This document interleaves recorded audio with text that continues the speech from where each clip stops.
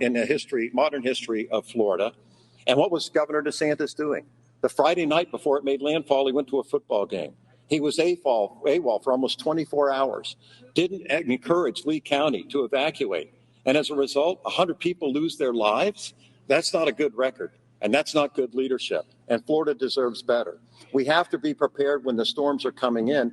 He had access to all the modern technology you could have, all the modern radar available, and he still failed to have them evacuate. Thank you, Congressman. That's Governor? unbelievable. You have 1 minute. Look, I'm proud that we had 42,000 linemen staged, ready to go, unprecedented array of first responders. We were able to get in record time, effectuate thousands of rescues, get the power back on for millions of people in record time. And when the bridges got wiped out in Pine Island and in Sanibel, people thought those islands were going to be severed from the mainland for 6 months to a year. We did the Pine Island restoration in 3 days, and we did the Sanibel Causeway restoration in 2 weeks. Now those islands have the ability to recover, and Charlie Crist is sitting there. You know what he was doing during this? He was hiding out in Puerto Rico. He wasn't helping his community here. And then when he got back, what did he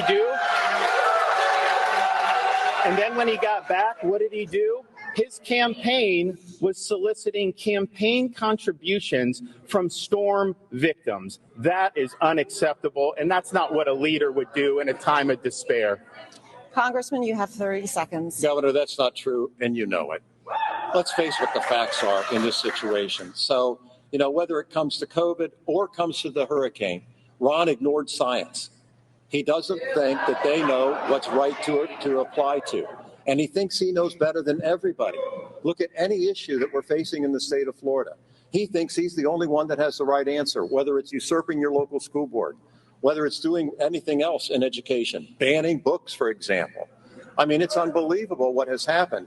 And so you have to apply science and do what's right for the people and protect them. Governor? Yeah, and I reject my opponent's attempt to politicize this, because these local communities did mobilize. And if you looked at that track, everyone was focusing on Tampa Bay the Monday night before the storm. We woke up Tuesday morning. The models had shifted into Sarasota. All the folks in Southwest Florida were activated. Lee County did issue evacuations. You had a number of residents that have been through a lot of hurricanes, and it looked like it may be going a little north. So people were following that very intently. Those folks did a good job. The governor, our message was listen to your locals. It's ultimately a local decision. They do the shelters, but I stand by every one of our local counties.